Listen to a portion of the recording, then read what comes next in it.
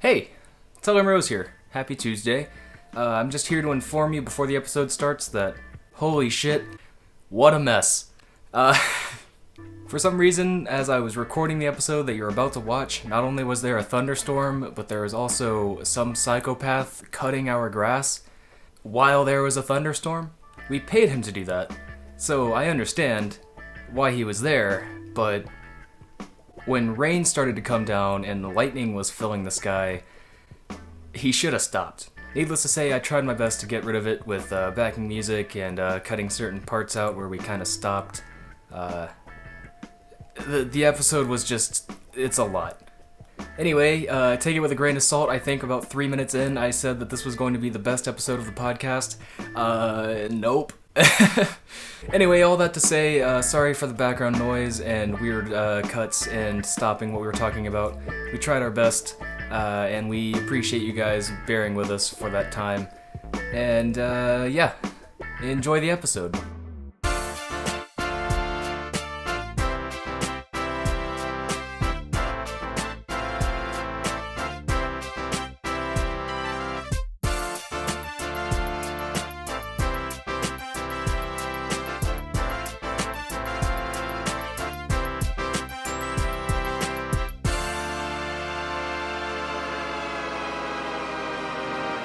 Do you feel like if we don't finish this episode that it's the end of our careers as we know it?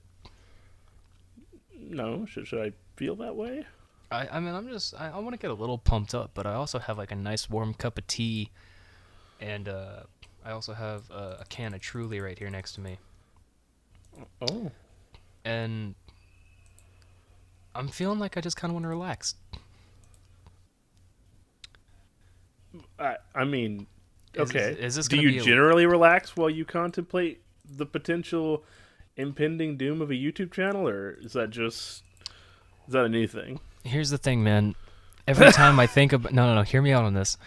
Every time I think about the possibilities that come with this channel and how we could either be extremely successful or pure opposite side of the spectrum, just absolutely hated by tons of people, I just get all warm and fuzzy inside.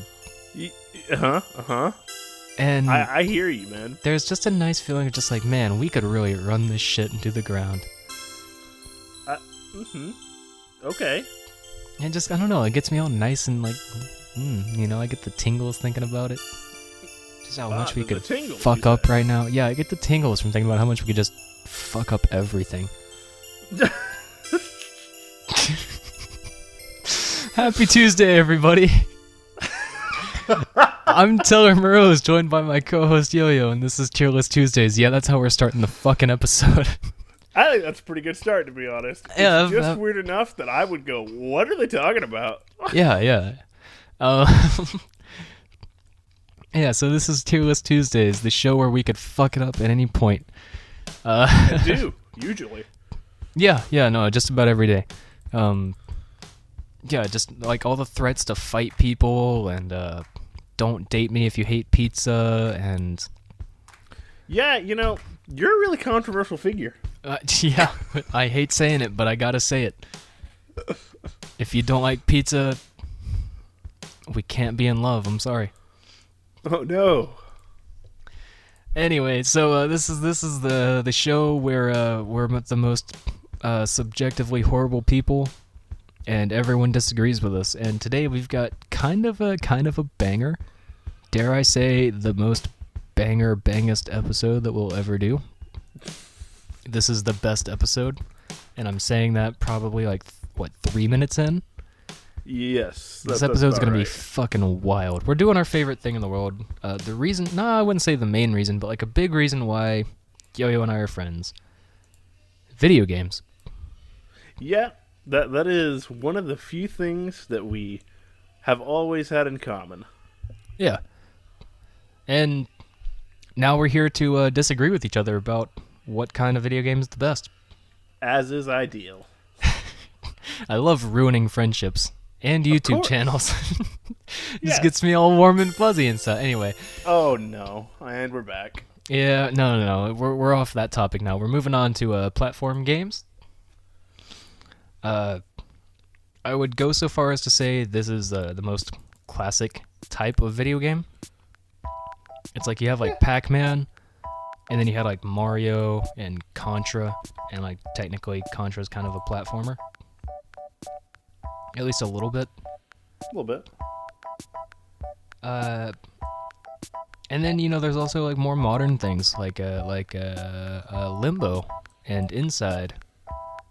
2 games, if I'm not mistaken, made by the same people. But needless to say, these games are like they've been around for a long time, and personally, I think they're pretty alright.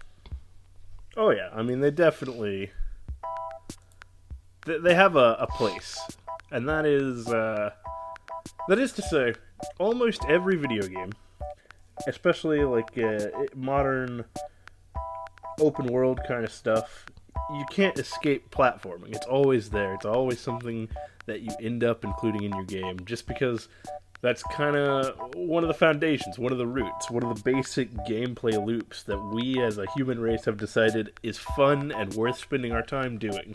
Right. And there's even like take things like Mirror's Edge, where it's like that game is pretty awesome, but it's technically just like a 3D platformer. Mm-hmm. Yeah, I like platform games quite a bit, actually. And the one that really stands out as my personal favorite, and everyone in the world is going to judge me for this, but fucking Kirby, man. Kirby's such a fun game.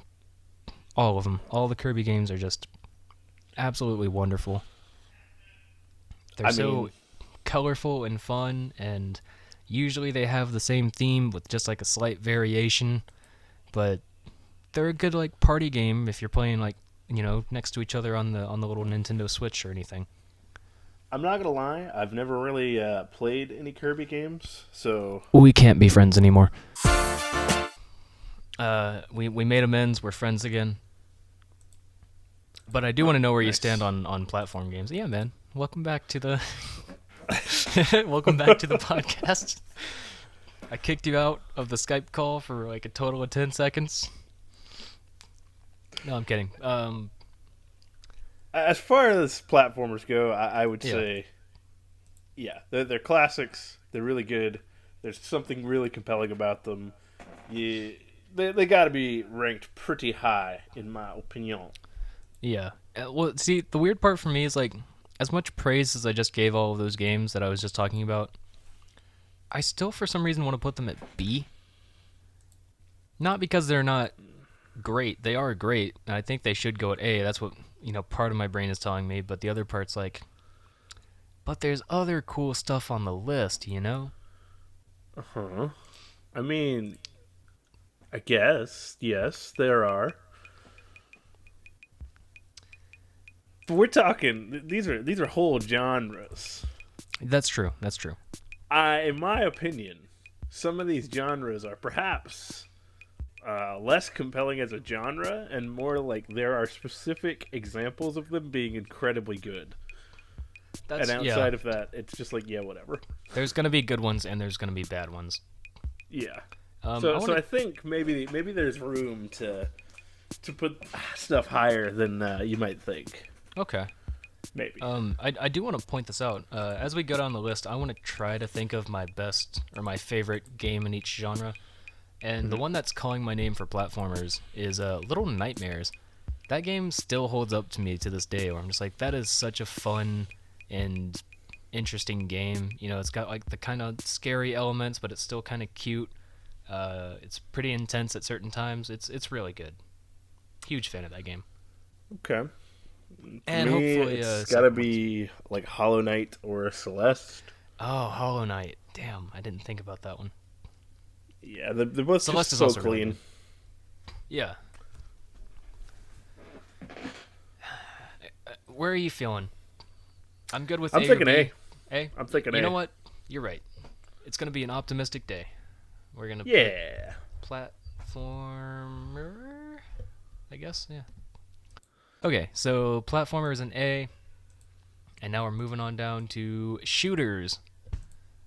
We can specify first-person and third-person shooters if you want to, but frankly, I think I have the same opinion either way.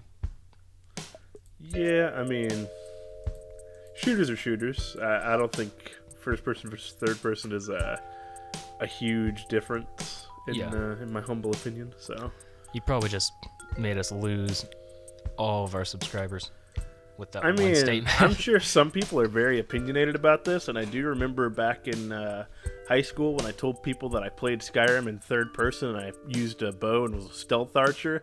They were like, "Why? How? What is wrong with you?" So maybe I'm bad and wrong, but I doubt it. No, you're great and right. I don't know if you're right or not, but you have your own opinion. Yeah. Shooters are again kind of a classic one, where it's like you can trace it back to like the original Doom and the original Wolfenstein, and bring it all the way back to the most recent Doom and the most recent Wolfenstein. I'm so glad they brought those games back the way they did, though, because it's such like a realization of how far we've come over the last 20, 30 years or whatever. Yeah. It's fucking awesome. That being said, I don't really enjoy the monotony of Call of Duty and Battlefield very often. You got me the latest Modern Warfare Call of Duty game, and that's been a blast. But I also think that's because I hadn't played a Call of Duty game in so long that it still feels kind of fresh. Yeah, I mean, so the really big thing about it is you can just kind of veg out. You don't really have to think. It's just so the interesting thing about shooters to me, particularly, I mean, if you're playing on PC, this is more true than anywhere else. But the basic gameplay loop is it's a point and click adventure. It's such an odd way to put it, but go on. I like it.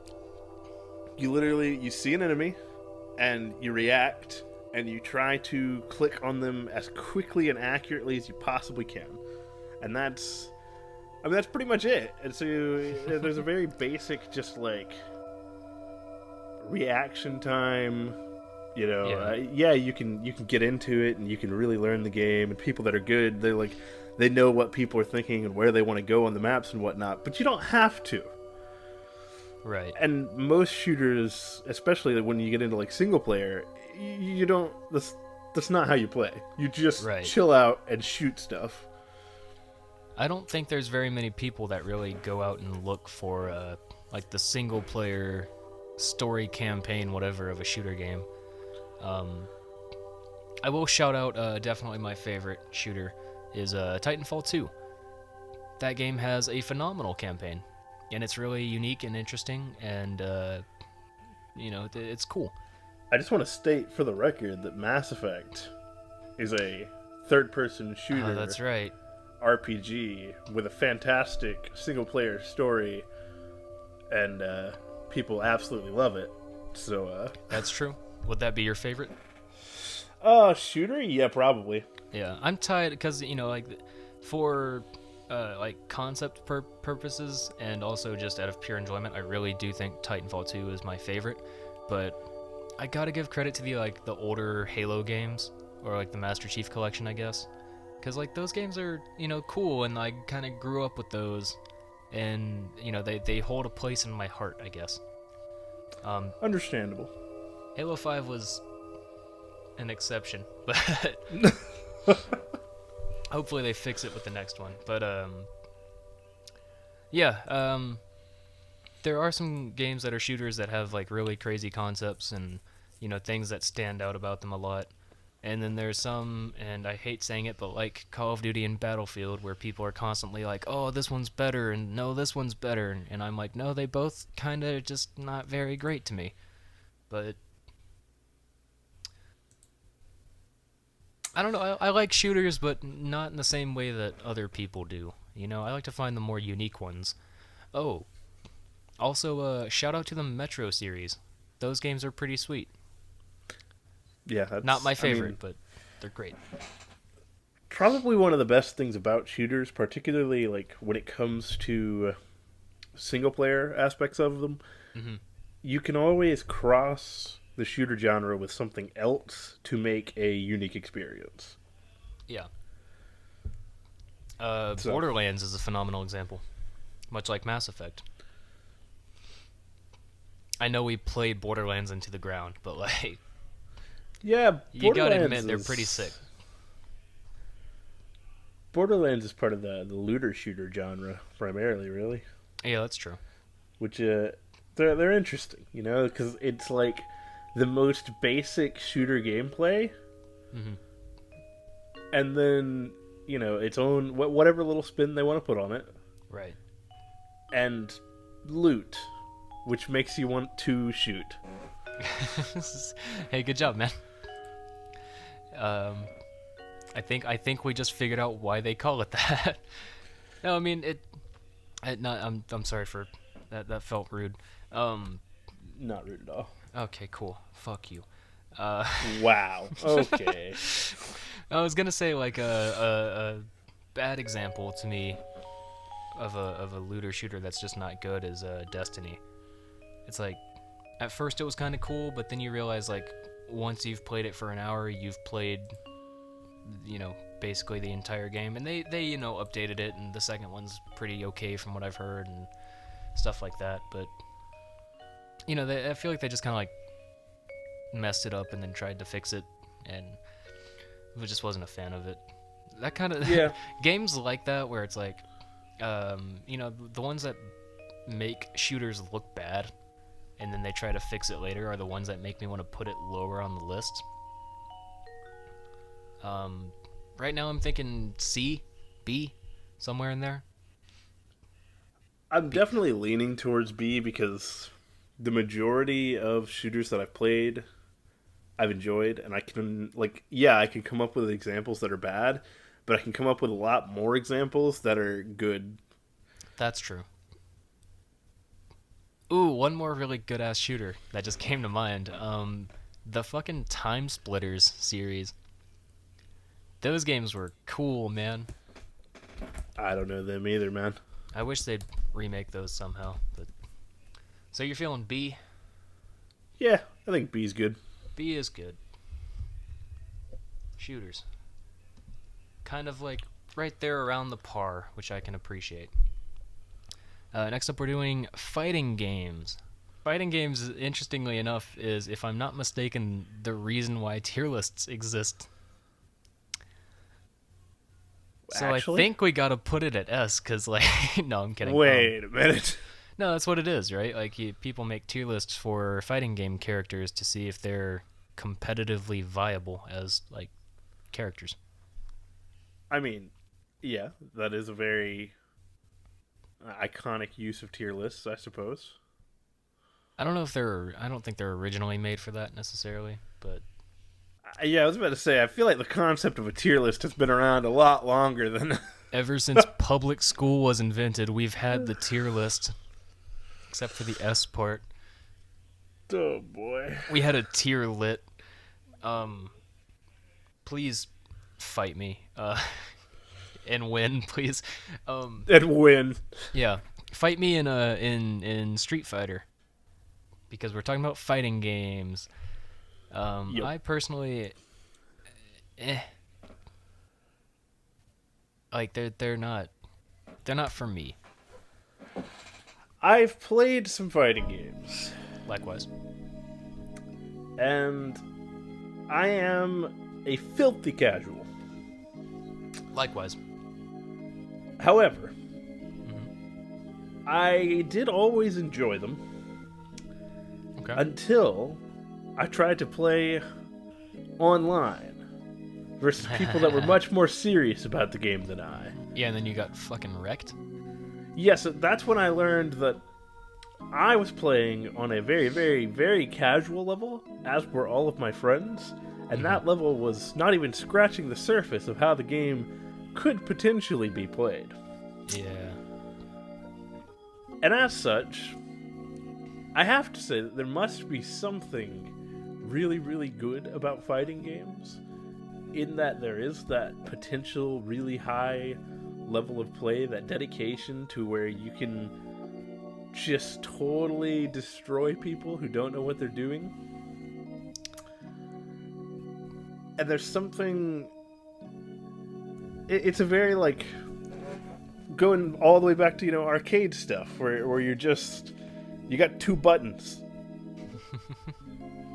and you're two buttons and a joystick, and you're doing all your combos and whatnot, and you're trying to put in the right move combinations. And your inner non-southerner came out for a second there. You were like, you got 2 buttons, okay? He came out very, like, weirdly New York. well, I've It known happens. a few New Yorkers in my life. Okay. Well, anyway, yeah, I remember the one fighting game that I did really enjoy was, and again, shit on me for this, but, Injustice, the first Sure. one. It's, Mortal Kombat, but it's DC characters. Yeah, I know that one. Yeah, and, there's parts of me where I'm just like, okay, I like comic books, I like DC characters, I'll give this a shot. And played through like the story mode or whatever, and it was okay. It was pretty fun. It had its moments where I was like, I'm not feeling this as much, but the problem to me is like, it feels so repetitive so fast. But then I remember the one fighting game that just trails above the rest for me. It's Super What? Smash Bros, man. Super Smash Bros is so good. Oh, okay, all right, okay. See, I was like, wait, where are we going with this? Hold on. Super Smash Bros is so good. It's such a fun party game, and I'm sure most fighting games are, but like anyone can get behind Super Smash Bros because it's like there's crazy items and like the stage does all this dumb shit, and the new one has like 90 goddamn characters in it, and it's cool, man. It's fun. Yeah.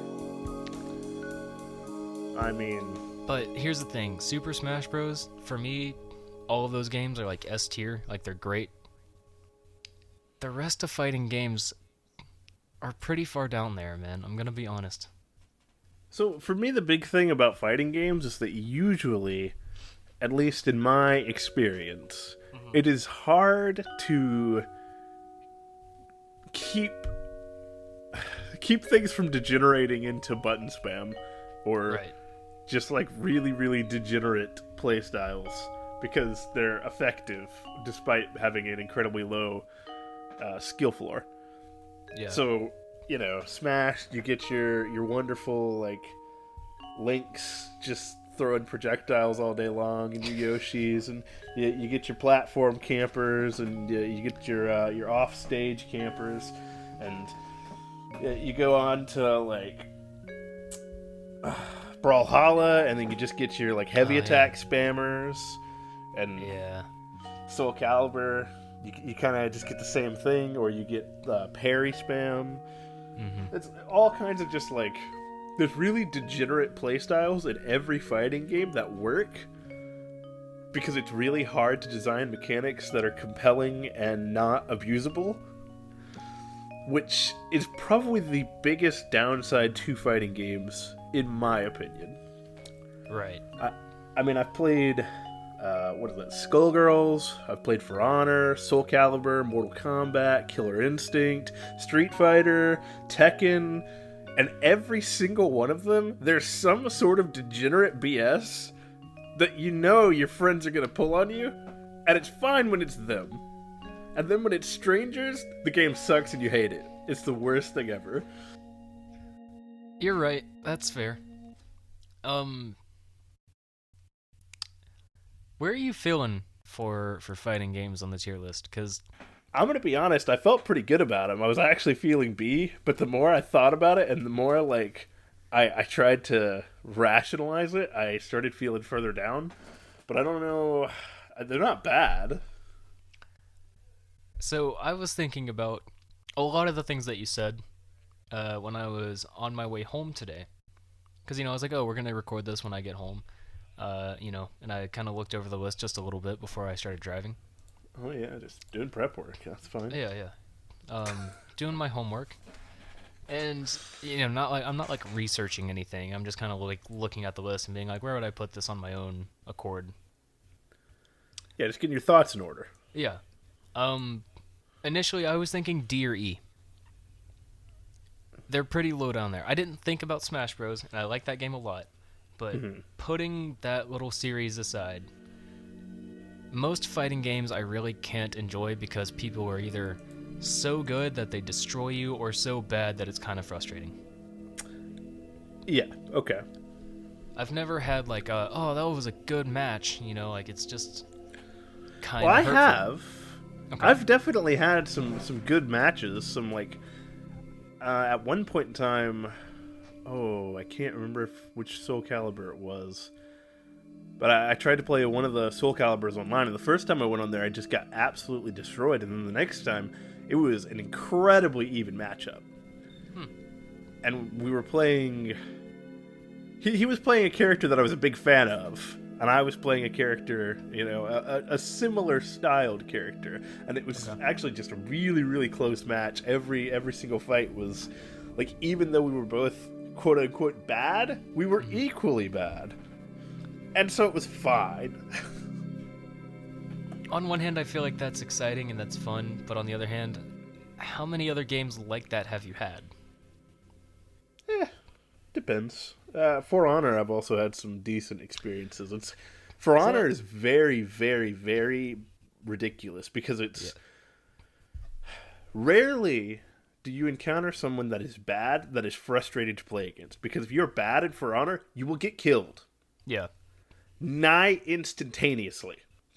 For Honor is an interesting one too because, it's got its moments where it's like not quite a fighting game.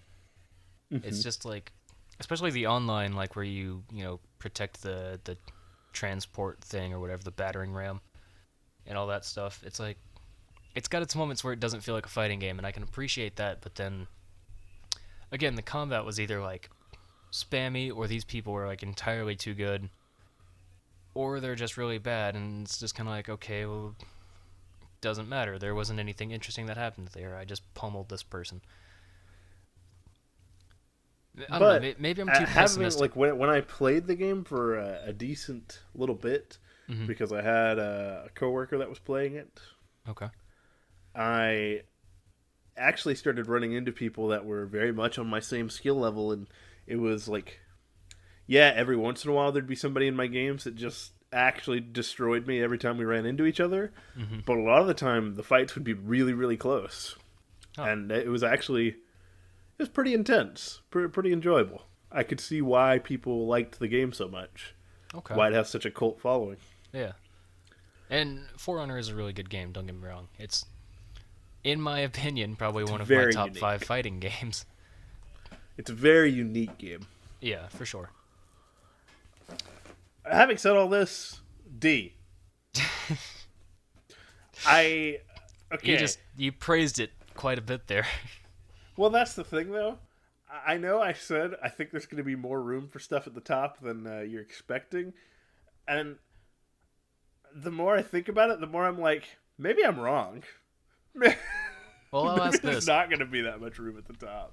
I'll ask this just out of curiosity. Don't let this inflict your answer or anything, but how often when you sit down and say, I'm going to play a video game, do you turn to a fighting game? Okay, I love Soul Calibur. The Soul Calibur series is my favorite fighting game series of all time. Okay. Soul Calibur 3 is my favorite. It was absolutely wonderful. Soul Calibur 2 was great. Soul Blade, really good time. Bit old, dated, but that's fine.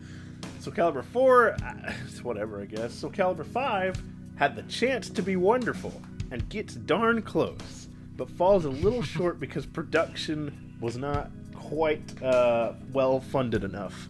But the gameplay is probably the best out of any Soul Calibur game I played. Okay. And I really like it a lot. I wish it were something that I had friends that were really interested in, wanted to play it with me, and maybe learn and try to be good at it. But I don't. So I play what my friends play, and that's just how it goes. Right. But I'm a very big fan of Soul Calibur. Okay. I still want to know where we land on this. I mean, like I said, I think D, because okay, I was originally saying C, because I don't think they can be bad. Okay. But at the same time, it feels like you've got a lower opinion of them, and I will admit there are definitely flaws, and that degenerate playstyle that always seems to crop up Yeah. is definitely a negative, so I can put it a little bit lower, you know? All right. If you're feeling that. Yeah, man. D. I need to turn my keyboard. D for degenerate playstyles. Jesus Christ. I had to pause because I turned my keyboard backlight on. Oh. Anyway. Let's get out of fighting and move on to a very similar genre, but also very much different. Beat 'em ups. Okay. These are your mostly side scrollers. Do you hear that sound? Very much so. Jeez. Just give it a second. Sure. Paid someone to mow our grass, and it's fucking storming outside, so I don't know why he hasn't stopped. But He's okay, dedicated to his craft. hold on. Holding. Because I full blown hear fucking thunder outside.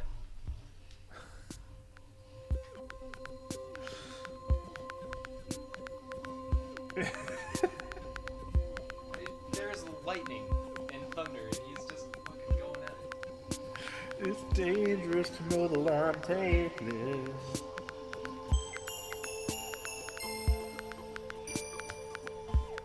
I want to look out the window, but I also don't want to fucking open my blinds and let him see me because my window's at the very front of the house. I mean, so long as you wave, it's fine. No, I'm sure he'll be done in a minute. Well, just, you know what, we're just gonna deal with it. Yeah. I might leave that in, I don't know.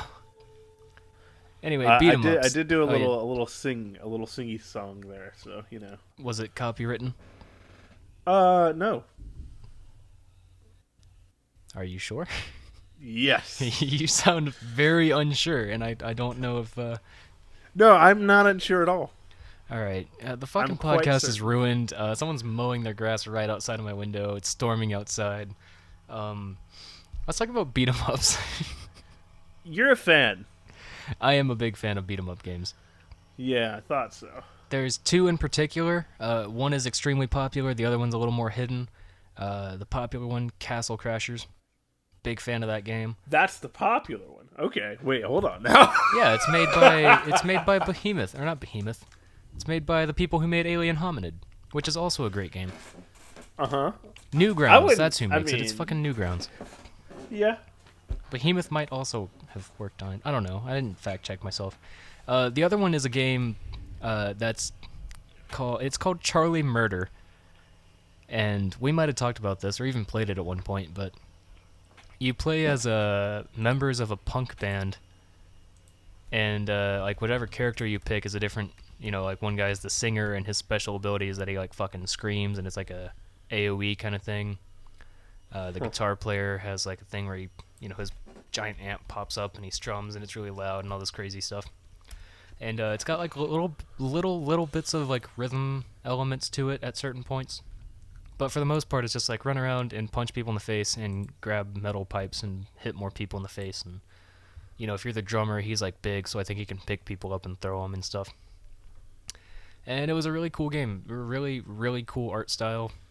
And instead of loading during the loading screens, it said loitering. So I highly recommend that game for that alone, but the rest of it's really awesome and the story's cool. Okay. Anyway. Yeah, I think kind of like what you said about shooters, where it's like you can just kind of like sit back and not think too much about them. Usually there's not a lot of like voice acting and stuff in those games, especially not in Castle Crashers or Charlie Murder. It's just kind of like you see someone point and it's like he looks like the bad guy and he's pointing to have minions go attack you, so I'm going to punch them in the face. And you don't have to like grasp a lot, you know? Those are the kind of games where you can just kind of chill out for me. Okay.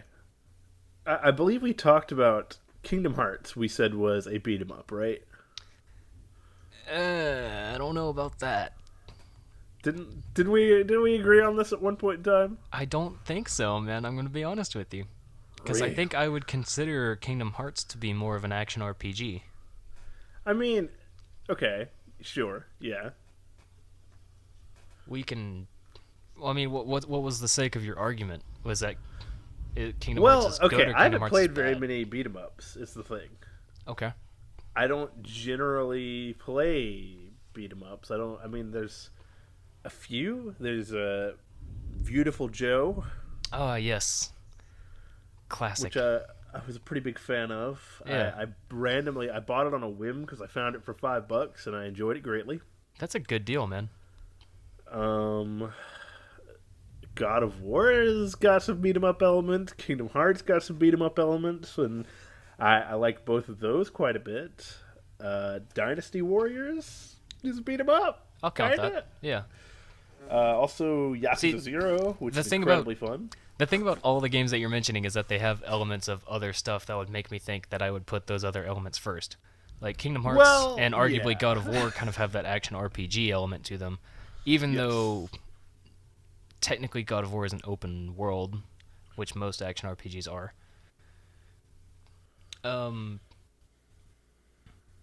Yeah, I mean, I'll let them slide. God of War's, I mean, I don't own a PlayStation, so I can't speak for it like from beginning to end, but it's pretty cool. It's a fun game. Yeah. I mean, I don't know. Like, that's the thing. Other than that, the only beat 'em up, like pure beat 'em up I played is Castle Crashers, and I played it with you. And it's the Yeah. only time I've ever played it, you know? It's a fun game, man. I'll say this though, if you're looking for Jesus fucking Christ, the lightning outside. Sorry, I've got a massive window next to me, so it's hard not to. Anyway, just gonna wait for that thunder to pass. Okay, so the thing about beat 'em ups is if you're looking for a game that's going to like draw you in and like really keep your attention, beat 'em ups are not that. Most beat 'em ups are kind of just like, like let's go punch some people and kick some people and yeah, and like there's not usually like, some of them have depth, but they usually just kind of show it in a different way. I mean, go ahead. so for me, like, I'm sure you can probably pick it up based upon the games that I said I've played that I would consider beat 'em ups. And there has to be a story that is compelling that makes Right. me actually want to bother playing it, because the gameplay itself it's good and enjoyable, but it's also not something that I'm going to just be like, yeah, this is what I'm here for. Right. I just want to punch things. Mission accomplished. Yeah. I don't know, man. Like, I like beat 'em ups quite a bit. Don't get me wrong, but also, it's one of those things where it's like you kind of have to be in a certain headspace for it. And I feel like I'd probably put him at like B, maybe C.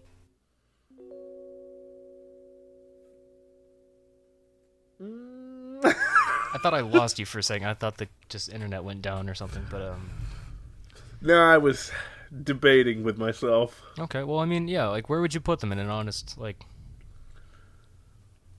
like without any bias of what I just said, where would you put them? Well, the big thing for me is that I'm looking at the tier list, and we put fighting games in D. And you think And they're pretty similar? Yes, I think there's something similar to it, and in fact, I would go so far as to say that fighting games have a more strategic aspect to them, which I would argue is a good thing. Ah, And so I would even go so far as to say that in my mind, I would like fighting games more than beat 'em ups. And that normally, as I said, the beat 'em ups that I have played and liked are ones that have compelling other elements that make me want to play them. right. Yeah, so for me, I'm leaning towards D or E. Okay. You want to go right in the middle and average it out at D? Sure. All right, type that shit in, man. You're already close to it. Me? Yeah, Me type it in. Yeah. Oh. You're already Boy, like oh boy. 5 lines away from where you need to be. I'm gonna go ahead and beat 'em ups. Boom. See there, you did good, man. Yeah. And next up, we're going to stealth games. Oh boy. I mean, next up, we're going to stealth games. Be very quiet. It's okay, they're deaf anyways. It's only vision cones. It's wabbit season. Here's the thing. I want to like stealth games a lot. Most of the time, I don't. Mm-hmm. I've played some Splinter Cell. I've played Dishonored. I've played Dishonored 2. I played the Dishonored DLC, whatever it was called. I don't remember. I apologize. I played Thief, right? Yeah, I was gonna say Thief was gonna be the next one out of my mouth. Thief was arguably my favorite. At the same time, I don't know, man. There's just like the thing about Dishonored is that technically you don't have to be stealthy. You can just run in there and screw everything up on purpose and just fight your way through it all. Yes. Thief, interesting story. I liked it a lot. There were parts about it where I was like, okay, this is kind of annoying. And just like the little thing of like in Thief, when you steal something, it immediately turns into money. And I'm like, that's not how that works, but okay. Yeah. And I mean, there's like the kind of horror aspects to some of them.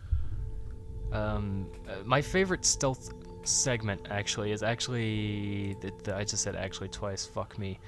The best stealth experience I've had is the beginning to The Evil Within, where you're trapped in like the meat locker thing, and there's that butcher who's just trying to cook you up into a good brisket, and you're like, nah, fam, I gotta get out of here.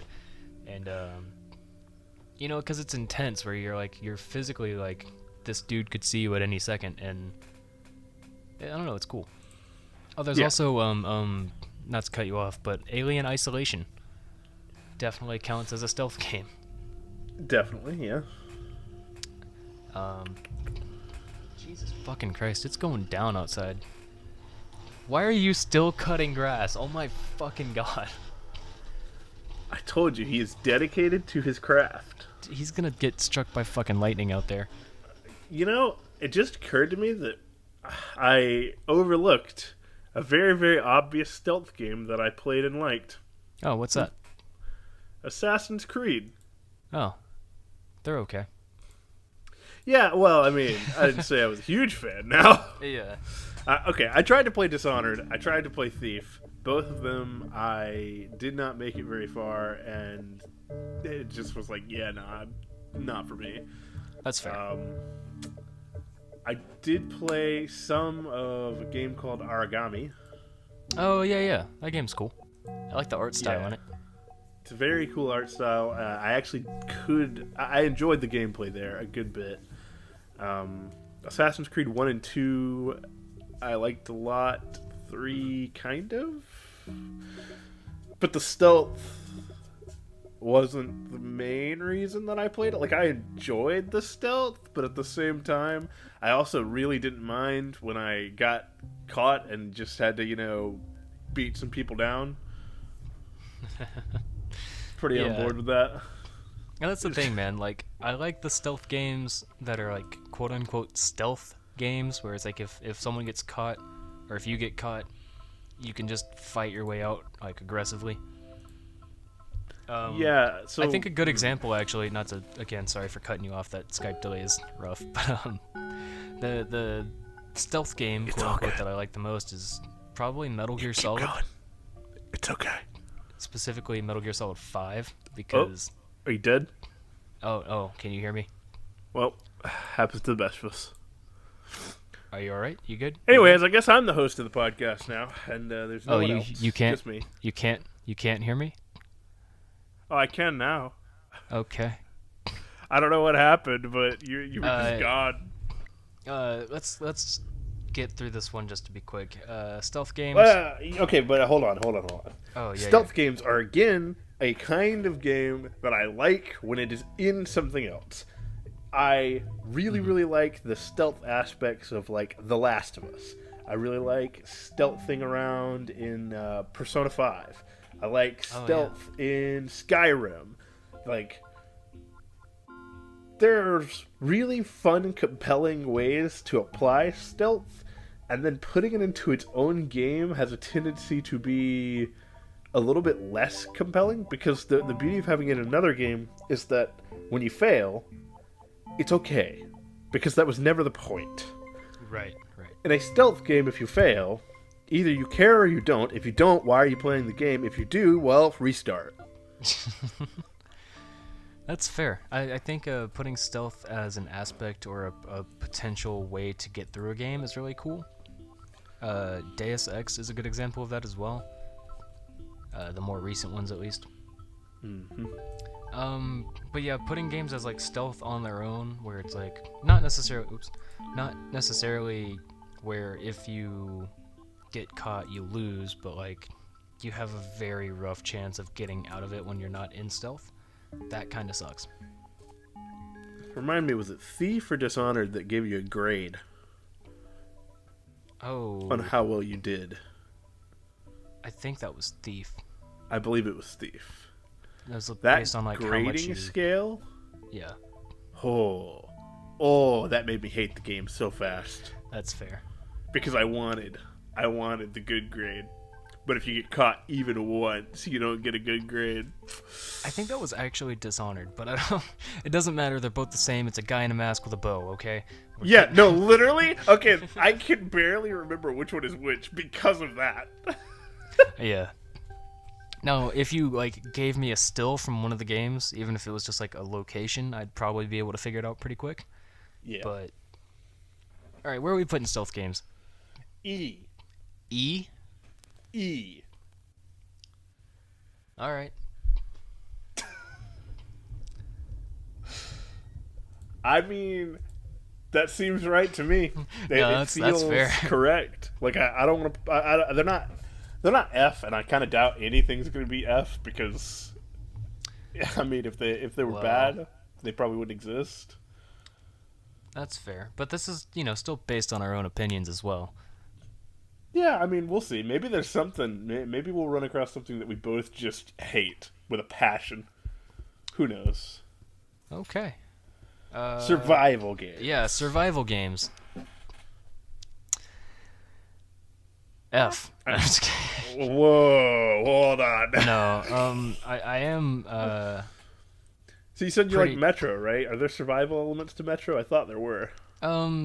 Yes and no. It's kind of more like, I think there's like radiation and stuff you have to deal with, but it's not like hunger. Oh, I haven't played Metro Exodus, so fucking kill me. But things like Ark Survival Evolved and stuff like that, or Minecraft survival mode, Minecraft is one of those ones where it's like I can kind of get behind it to an extent because it's just like you have hunger, and that's really about it. And I think I think you can actually remove the hunger meter, but that's irrelevant. DayZ.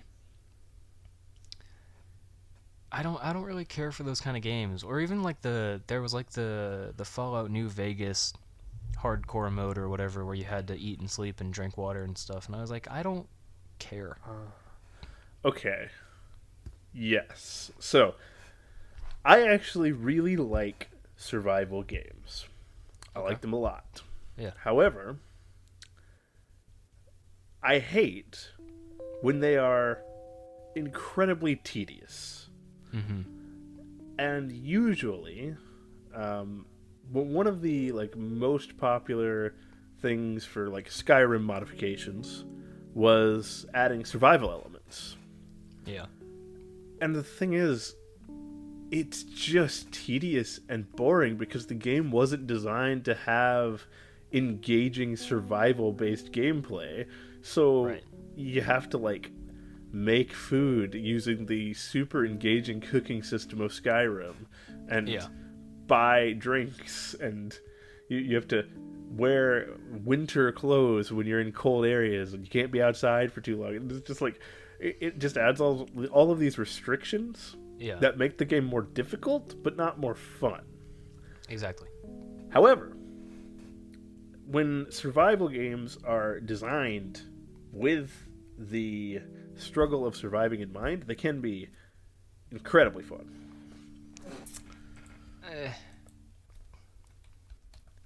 This is one of those ones I'd probably also put it at like E. Really? Yeah. I can't think of like a really good survival game. I mean, if you want to be technical, Minecraft, but it's like you gotta eat to increase your health anyway, so yeah, I mean, I don't know. Just for the record, I'm also going. I'm pulling up lists of each type of game just to remind myself of, any ones that I might be missing. Yeah. That I played and really liked. Mm-hmm. Not a perfect way to do it, but I mean, Minecraft Survival is like a soft kind of survival game, but it's pretty fun. Oh, Don't Starve. Oh, yes, that game Don't is really Starve. good. It's very, very good. A very compelling game. Can't say I ever got very far in it, but that's okay. Yeah, we played the online Don't Starve together. Yes. Quite a bit for a while, and it was fun. We actually personally, I never looked anything up. I don't know if you did or not, but no, not really. I mean, Yeah. I watched a few playthroughs, but they all died just as quick as I did, so I didn't learn anything. right. It was kind of nice to just go through. I mean, we played that game quite a bit, mainly because we died so fast on a lot of things, but it was nice to figure it out slowly but surely, and eventually get things going after a while.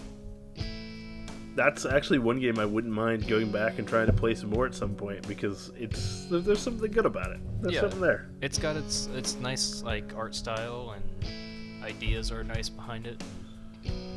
It's a good game. Yeah, I mean. That being said, it doesn't bring survival games up for me very much. Okay. I would argue, you could convince me pretty easily to put it in D, but I don't think it's going far above that.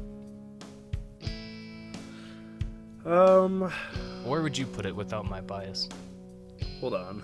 I'm just trying to see if there's anything else that really stands out to me, because I know there's some games here, but I don't know that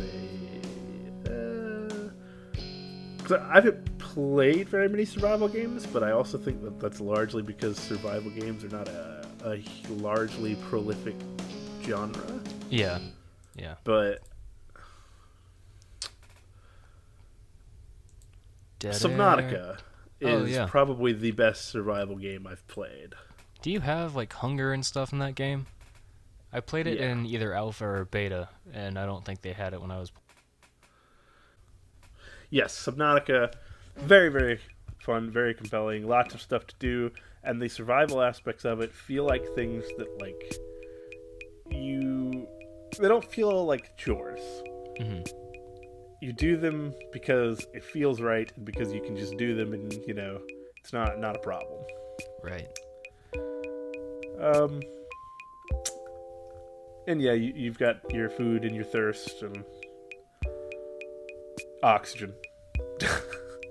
Right. Subnautica's a cool game, and I really like the concepts behind it. I didn't play it very much outside of doing the open testing kind of stuff for it.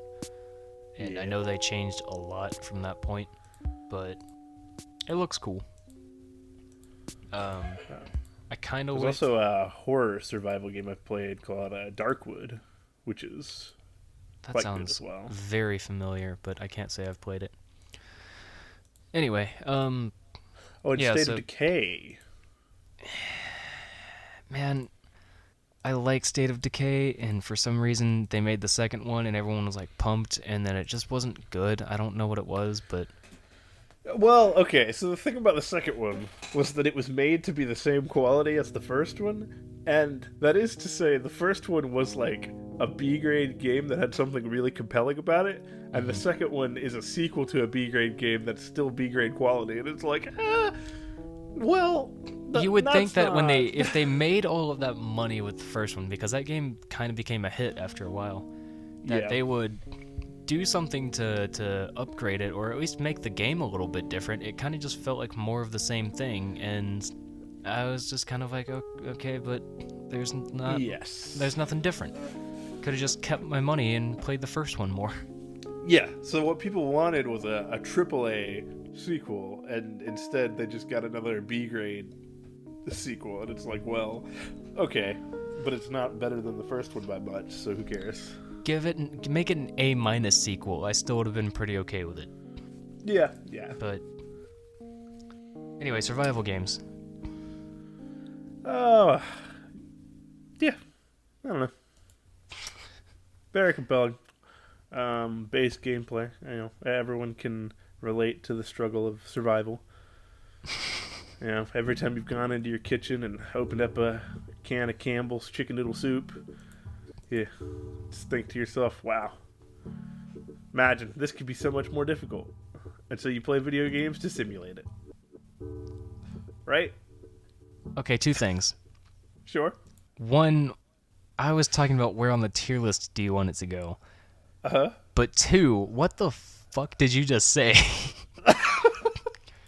You lost me at Campbell's soup, man. Oh, okay. Well, No, don't repeat it. Just answer the first one. I mean, if you insist, I guess. I'd probably put him at C or D. I don't know why I'm laughing so hard. Where I'm just like, I just fucking answer the question. Holy shit. Okay, C or D? Yeah, C or D. I'm feeling D if I'm honest. Okay. Because I was thinking E, and if you're thinking C or D, it'll average out right there. Sure. Sounds acceptable to me. Awesome. Let's go to the hot take of 2016. Battle Royale. Oh. Yeah. Okay. All right. Well, I mean, I don't like them, if I'm honest. I don't care for Fortnite. I liked Fortnite, the original idea, a hell of a lot more than what it turned into, which is fine. They took a thing that was more popular, as they should, and they rolled with it. And now it's like one of the biggest games of the last couple of years. But all of the other, even PUBG and the Hunger Games Minecraft thing and whatever Call of Duty's is. Warzone, thank you. It's got its moments where it's fun. Apex Legends, that was the other one. Yes. They're okay. I don't love them. I don't really care for them too much. If you're making a shooter game, I'd much rather play a conventional shooter style kind of game. Of just team deathmatch, or Halo 5 had the Warzone. I think it was actually called Warzone. But it was fun. It was cool. It wasn't a battle royale though. For me, the big thing with battle royales is that they combine elements of shooter games with looter shooter. Bless you. Pardon me. Yeah, thank you. In a very multiplayer, teamwork, cooperative / competitive setting, which is a very interesting way to go about things. There's, as I've said, for every single genre, there's some compelling things there. I actually find battle royales to have some really fun bits to them. I like dropping down into the middle of chaos and scrambling to find a weapon and grouping up with your teammates and trying not to get wiped out in the beginning, and then you get geared up. The thing that I don't like about battle royales is how they have a tendency to slow down beyond the first few minutes, and they have a gameplay loop that's meant to be low risk, high reward, wherein if you die, you just go again and it's fine, and if you win, yay, wonderful, big rush of adrenaline, whatever. Right. I find that to be incredibly boring because just going again is not a very compelling reason to me. Right. I need something that says to me like, yes, the 3 minutes you just put in there were worth the time. Yeah, yes, you died to the first group you encountered, but it's okay, you got this, and if you do it 30 more times, you'll have a bunch of this. I don't really get that from any of the Battle Royale games I've played. Also, some of my friends seem to get rather tilted by Battle Royale games as a whole, which I can kind of understand. It's a nice mixture of RNG and skill and bad matchmaking that all combine together to make for really unbalanced and unfun experiences at times. Yeah. You know what the closest thing to a Battle Royale game that I've really, really enjoyed is? And it's not even a Battle Royale. It's not really even close, actually. It was a Battlefield 1943. It was online only, and there was like maybe 4 maps, but it was just like tons of players, and they all start outside of this island, and you drive a boat or a plane to get to the island, and then you have to capture like command points and stuff like that, and whoever gets a higher score based on kills and command points taken over and stuff like that, whoever had the most of those would win. And so the games would be very long, and it was like huge maps that like even by today's standards would still be like, this is pretty fucking cool, you know? Sure. And there's just something really satisfying about that, where like, you know, like you said, you have that initial start of like, oh, we're driving into this island, you know, we're doing it kind of like D-Day style almost. And you know, once you died, you just respawned at one of the command points or back on your little aircraft carrier at the start. And it was cool. It was fun, and you didn't have to worry about restarting a new game if you died once because you got, you know, shot in the back when you weren't paying attention and stuff like that. Yeah. Make more games like that. That shit's cool. Okay. That being said, I can't say I have a favorite Battle Royale game. I guess Apex Legends, just because it's Respawn and I like Titanfall a lot. See, I'm kind of conflicted because I kind of liked Apex Legends, but I also kind of didn't. Warzone is one of those things where like I played it and I enjoyed it, but at the same time I was like, I think I'd rather just be playing base COD. Just go into quick play, you know? Like, yeah. So, yeah, nothing really to shout out for me either. I'm kind of feeling E. I hate saying it, man. I think it's got to go in F. I mean, I don't think it. I can at least think of some stealth games where I'm like, this is cool. Battle Royale games always feel pretty much the same. There's not one that stands out as like, oh, this is great, and the rest are bad or anything like that. It's just like, none of them are really that enjoyable to me. We had some pretty good times playing Fortnite, particularly when they were doing like the big like 25v25v25 v25. That was cool. That and the 50v50 was also pretty sick. I liked those, but that's kind of like, that's one time, you know. Think of all the Battle Royale games that I just mentioned, like with all the way back to the Minecraft Hunger Games shit. Like, there's very few. I'll put it in E. I'm not gonna shit on them that hard, but it's, you know, it's an E minus. That's how. Sure. Battle Royale. And now for a long forgotten genre of video games, rhythm. Long forgotten. It's been a long time since I've enjoyed, or since I've seen like a rhythm game that's like popular. Okay. I mean, you got to think like the really kick-ass ones of like Guitar Hero and Rock Band. Those were awesome. And, you know, like Dance Dance Revolution, all the ones that had like the crazy controllers that were not regular controllers. And then, you know, like Guitar Hero 3 had Slash and Tom Morello in it, and Rock Band, you had the drums for the first time that were actually a controller, and those games, like those, to me, hold a pretty special place in my, nostalgia of just like really wishing I was a musician, even though even at the time I still kind of was. Um, Okay. and there's something about them where I'm just like, this is really cool, and I'm trying to think like what's another go to rap or rhythm game. Just Dance. Oh, damn, Beat Saber for VR. I completely forgot about that. So yeah, the thing about rhythm games is that the coolest ones to me are the ones where you have a controller that's not a regular controller. I suppose. Guitar Hero, Rocksmith. That's technically, I guess, yeah, that counts. Rocksmith, where you plug in your actual guitar.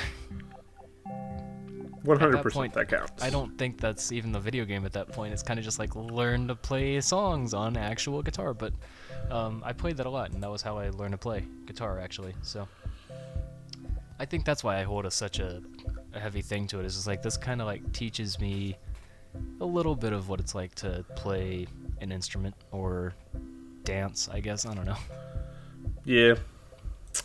I mean, I've had some good fun times with the Just Dance games, because it's just like a chill kind of party experience, Right. I've also tried to play Osu some, because it is a game that people recommend to improve your mouse speed and accuracy. Because it is actually very, very hard to do. Yeah. But it's pretty cool. Okay. Yeah, pretty good time, all in all. Yeah. It's unfortunately, Osu's got a real big anime,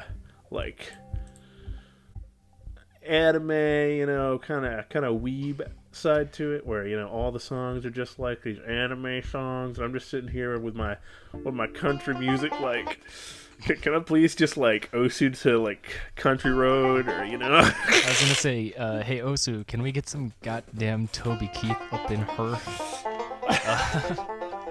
Not sure why I said it that way, but legitimately though, that was like one of the first things I did when I started playing Osu. Was like, can I find country music? Because I would be so down. But yeah, I don't know.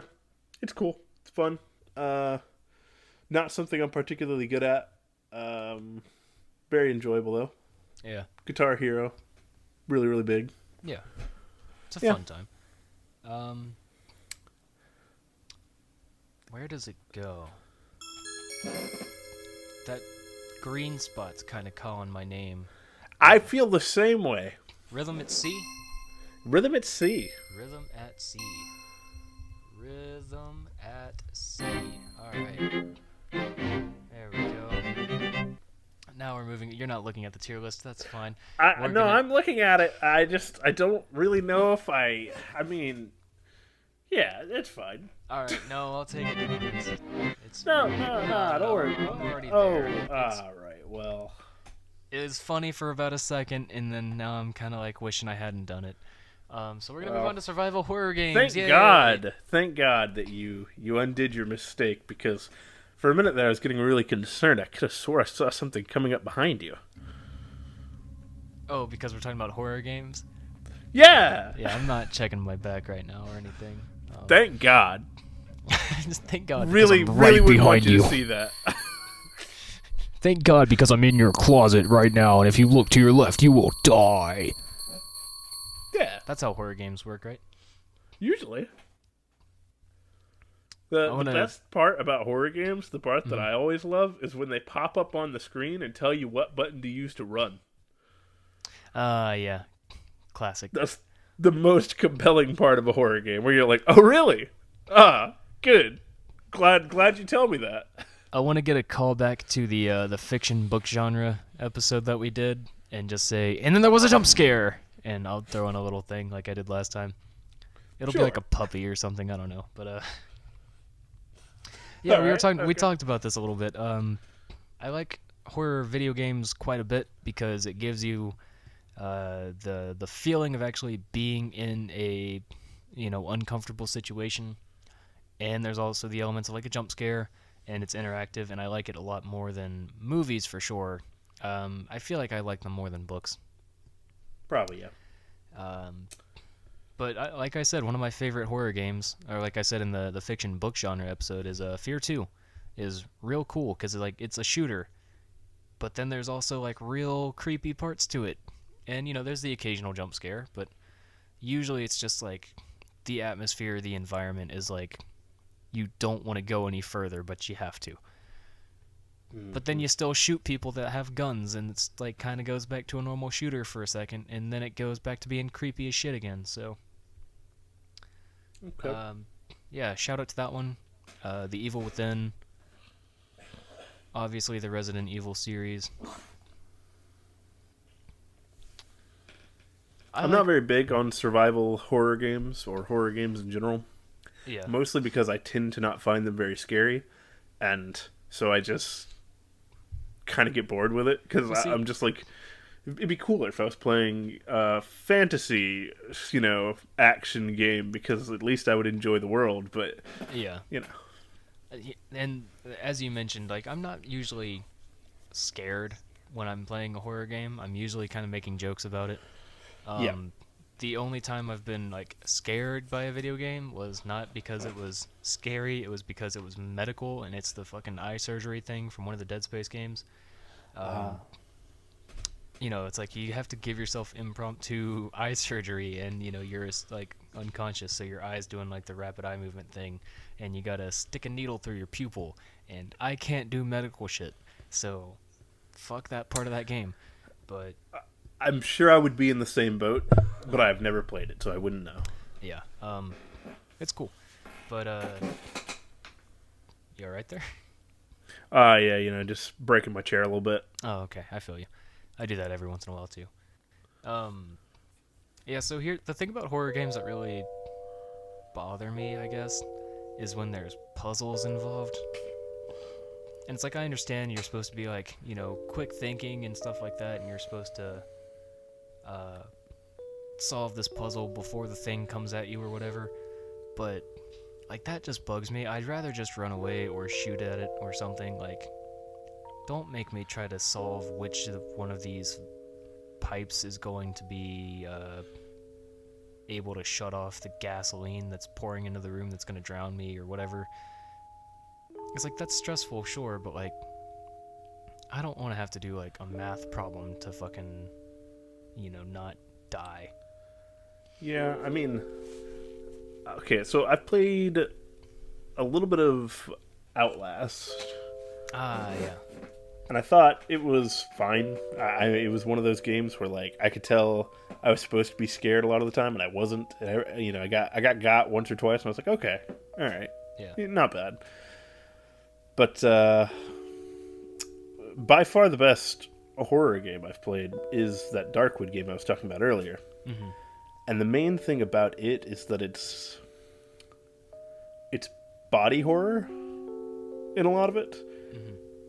But combined with this top-down view, and you can only see what's in your, like, cone of vision. Oh, okay. So if you're running away from something, you can't see it. Interesting. Unless you turn and look backwards. Right. And you can just be, like, walking through the woods, and you're looking, straight ahead, and everything's fine, and you hear something, and you look left, and there's the monster. And it's way closer to you than you thought, because you just didn't look. Mm-hmm.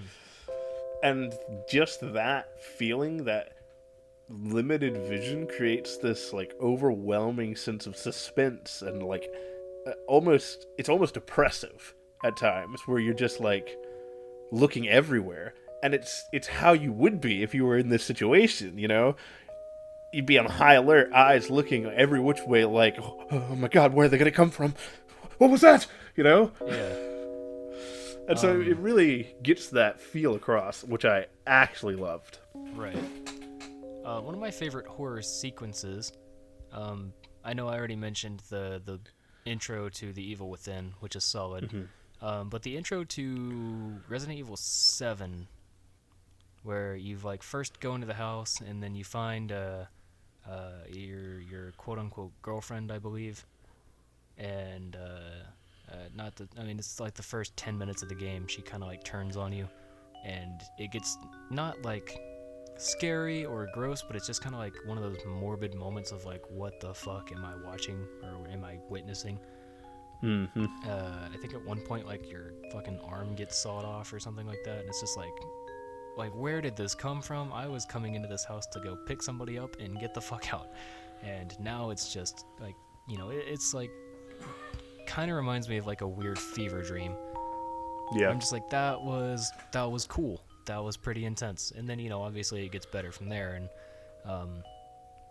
it slowly becomes a little bit more action-oriented of a game. But, you know, that initial part where it's like you don't really have a weapon for the longest time, and you're just trying to, like, sort out what the hell to do. It's cool. That is also a very interesting aspect of horror games, whether or not you have some way to fight, or if you can only run. Right. And both of them have merits. They have a very different feel to them, because sometimes giving a player a weapon gives them this sense of empowerment, and then they realize that it's not guaranteed. You know, it wasn't their savior. You know, they have a limited number of bullets and there's an infinite number of monsters. Good luck. You know, Right. or something like that. You know, and it can be also very compelling. Yeah. Another Fear 2 thing that I'll suck that game's dick for is the scary things that are in that game, like it's like paranormal kind of stuff. So your gun doesn't matter because it's paranormal. It's not like just a person. There are people you shoot, but then you get to points where it's like, okay, you know, Ghost Woman is attacking, if you want to put it real bluntly, and it's like, Yeah, of course your gun's not gonna work because you're completely out of your element. yeah, but then they can still like kind of fuck with you, so it's crazy. Horror games are pretty high up there, man. I like them. Yeah, I agree. I don't play a lot of them, but I agree that there's a lot of potential there. Yeah. Part of my initial reaction was almost to say A, but then I remembered saying that the puzzle aspects to a lot of horror games just really kind of takes me out of it. You know, it's like, oh, you have 3 switches and 9 doors you gotta open to get away from this killer, and I'm just like, this would never happen in any situation ever. So, I mean, those bring it down a little bit for me, just because they're so apparent and they're so, to me, they ruin the immersion of it a lot. I was feeling B, because while I do like them a lot, there's something really, really good there. It's at the same time, you know what you're getting into. You know? Yeah. Well, you go into a horror game and you know what you're about to experience, and maybe there's some pleasant surprises in store for you, but maybe not. Yeah, because like same deal with like, you know, fighting games and stuff like that. It's like the construct is the same, and there's always these kind of gimmicks that they go to. You know, like stuff like in horror games, usually the big monster thing is like physically just bigger than you are, and that's supposed to make you more intimidated by it or scared of it.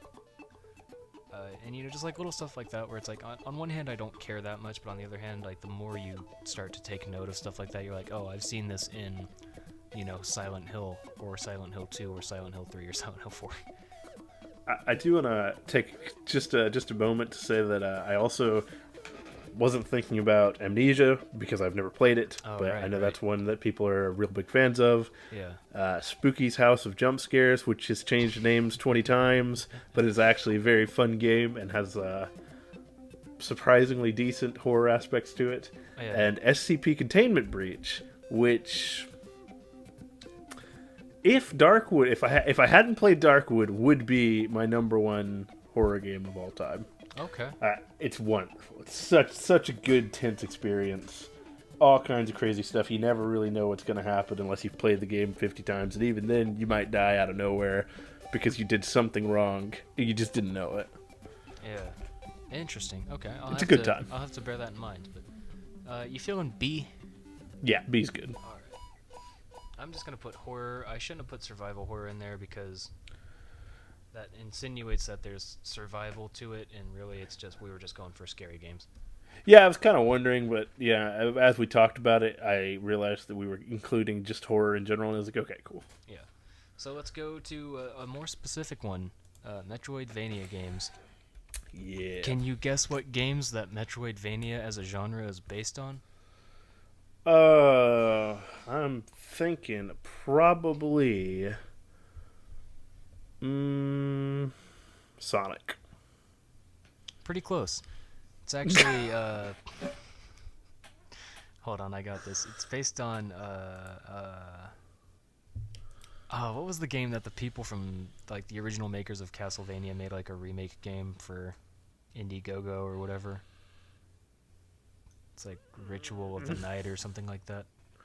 Yeah, I don't know. I was basically gonna come up with like what's a ripoff of Metroid and a ripoff of Castlevania.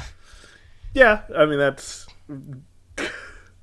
I can't think of too many though. Wait. Okay, Bloodstained? Really? Ritual of the Night? Is that what it is? Yeah, Bloodstained, Ritual of the Night, Bloodstained, Curse of the Moon. Those are both really good. Yeah. Big fans. Ori and the Blind Forest is fantastic. Oh, yeah. Hollow Knight, if you want to count that. I think I would consider it more of a Metroidvania than a platformer. I don't know. It's got platforming elements to it, but like even think about like the way you move from one screen to the next, the way it kind of transitions. But let me ask you, did you do the Path of Pain? No, because I'm not an idiot. Well, if you'd done the Path of Pain, you'd know that it's a platformer. Well, I said, it's got platforming moments, it's got platforming elements, but just the way that it works and the way that like combat and everything else kind of functions in that game, I would consider it more of a Metroidvania. And there's Shantae, which is really good, and Wonder Boy, which is also very good. I'd put Metroidvania games up there, which is funny to me. I didn't care too much for the original Metroid or the original Castlevania. Okay, I've never really cared for Metroid. I actually did like Castlevania. Ooh, okay. I don't know which one it was, but it was a long time ago. Oh, that's alright. But, Yeah. One of the old Castlevania games I was a big fan of. Yeah. Hollow Knight, like, I know you wouldn't consider it as much of a Metroidvania game, but that's the top one for me right now. Oh, yeah. No, it's very, very good. And, as much as people like to kind of shit on this game, Recore, it's kind of like a third-person-ish version of one of those. Or a 3D version, I mean. I don't know if I'd consider it more of a Metroidvania game, but it's pretty cool, and it's got some fun moments to it. Oh, and Momodora. Okay. Yeah, I mean, I didn't never play Recore, but pretty much every single Metroidvania game I've listed so far, I've enjoyed rather a lot. Bloodstained Curse of the Moon is a game that I started playing and was just like, I probably won't enjoy this very much. And then I played it for like 6 hours straight and then did the same thing again the next day and then the next day after that and was just trying to like beat it and be good at it, right. and was just having a really good time with it. Yeah. Love Hollow Knight. Ori and the Blind Forest, also very, very, Ori's very good. Yeah. Ori's such a good series. They're making a second one, right? Or they already did? They already did. Ori and the Will of the Wisps. Oh, that's right. I need to fucking play that one. The Blind Forest was great. Yeah. Now, I actually don't find it too surprising that they're up there because they're basically like platformers with extra embellishment, and we put platformers at A. Yeah. Yeah. The question for me is, are they strictly better than platformers? Are they S tier? So, where I'm drawing a bit of not disdain for saying that it's an S tier, but I'm holding back a little bit because I think platformers for me have such a nostalgic version or a memory to me. I'm struggling right now. platformers are very nostalgic for me because I played so much of Mario and Kirby and, like I said, the more recent ones like Limbo and Inside and Little Nightmares are all like awesome games. There's something about Metroidvania games. They're longer, which I can appreciate usually. There's a little bit more like added challenge to them, which I can appreciate usually. There's also like a gameplay progression. That's true. Platformers can be that way. They add more mechanics as you go along, but a lot of Metroidvania games have a very like, you cannot proceed through X area until you have X power up. Right. Come back when you are stronger. Yeah. That's what they always say. Yeah, you know what? I'm good with S. I think that's the right way to go. It feels pretty good. Yeah. All of the games that Yo-Yo mentioned, definitely check them out. They're all really, really good. And now, the moment that at least I've been waiting for quite a while. Action RPGs. This is your Skyrims, your I should say your Elder Scrolls. Nah, don't say that. Okay, just Skyrim. The other ones don't count. Yeah, I mean, don't get me wrong. Morrowind, Oblivion, and all the older ones like Daggerfall have their place, but Skyrim has its transcended. Yeah, but the other ones are action RPGs. Yeah, well, except for like Arena, I guess. But even that one's technically. Anyway, I feel like between the two of us, this should be pretty much an instant S. Yeah. Yeah. Yeah. I'm looking at a list and my brain is just like, yep, absolutely. Any day. Please. I'm going to look up a couple just to RPG games. Just because I want to give a shout out to like an immediate, like really good one. Monster Hunter. Fuck yeah. All the Fallout games. Final Fantasy games. All the Souls games. Yeah. Fable. Oh, yep. Diablo. Vampire the Masquerade Bloodlines. You know, I never got to play that game. You definitely should. It is worth the play. Okay. Oh, dude, it should have been super apparent to me. Nier Automata. Yes, Nier a Tomato. Nope. The #1 action RPG, beat 'em up, shoot 'em up, side-scrolling platformer with. You're forgetting a twin stick shooter as well. Okay, you joke, and I know your opinion of that game is very different from mine, but the story that is provided in those games is just such a wild and interesting and unique thing that I can't help but love it so much. Oh no, it's very good. I won't fight you on that. It's a very good game.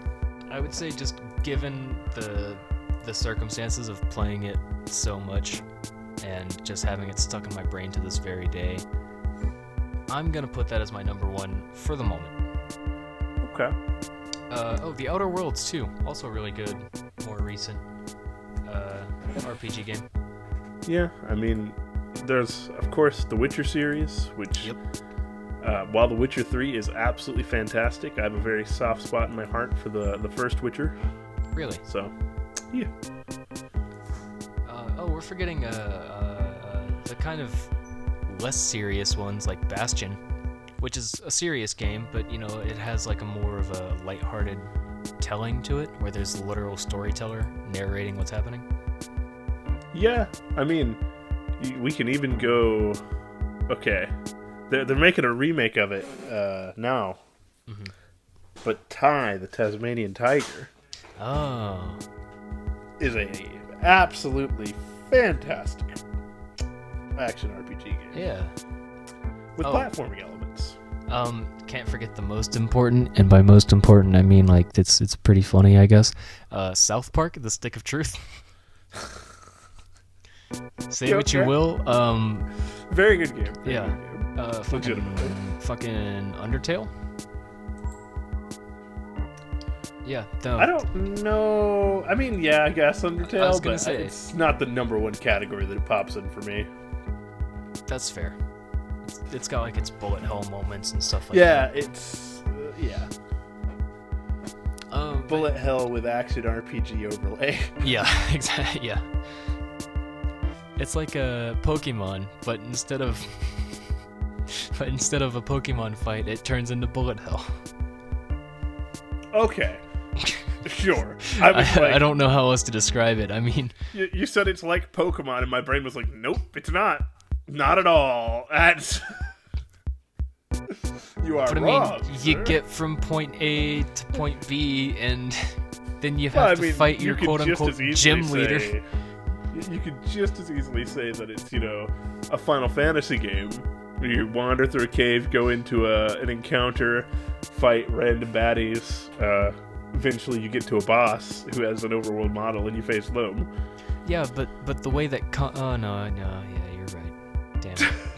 I was thinking for my brain went straight to 15, Final Fantasy 15, because that's the most recent one I've played, and the way the combat works there is not, an encounter happens and then it turns into a battle sequence. It's just like, hey, you see it, you fucking slice it, Yeah, which Final Fantasy 12 worked the same way and was a very good game. Yeah. Big shout out there. One of my favorite games of all time. Let the record show. Final Fantasy 15 was. I was okay with it. I know a lot of people don't like it. I know it had like a very rushed ending and stuff like that, but I was a fan. I like it. And I like how the DLCs that are kind of coordinated with the story of the game are all actually just different enough from the main game to make it a little bit more interesting. I haven't beat it, but I have had a lot of fun playing it, and I've played it for a surprisingly long amount of time to have not beaten it. But I did the same thing.